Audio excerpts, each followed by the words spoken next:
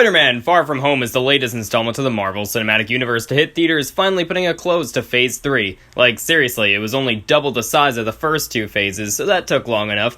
So here it is, the sequel to Spider-Man Homecoming that's much more of a follow-up to Avengers Endgame. So I'm going to include some Endgame spoilers, yes, but no spoilers for this movie. This is a spoiler-free review.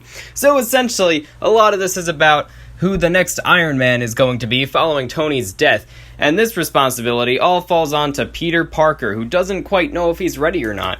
He just wants to hook up with MJ. That's his whole motivation throughout the whole movie. Nah, I'm kidding, but my point is that this whole movie is fully half a teen drama movie, but still half a superhero movie. And hey, that's good, because that's what Spider-Man is supposed to be all about, balancing those two lives.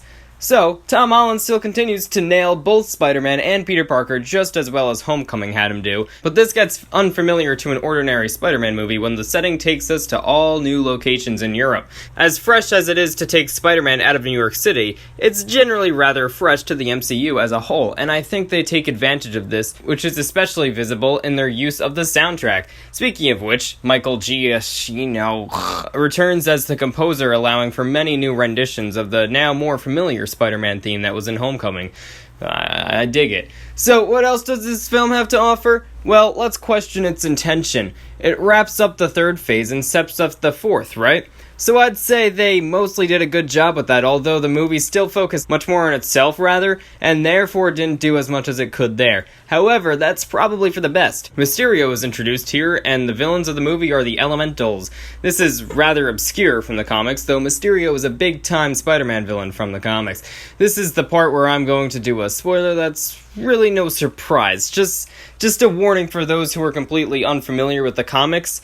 Mysterio is a villain, yeah, so he's the villain here. And I only force myself to say this because it's a big part that I'd want to discuss for the review. See, I think he was done rather well in terms of how his comic character was made to fit into the MCU, and they implement him in rather cleverly, though also inaccurately at the same time.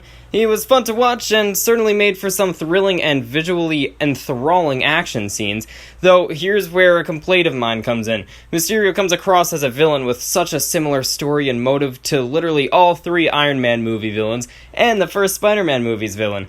He felt so unoriginal in those terms, which made me feel like no new directions were being taken when they should have, and almost initially were.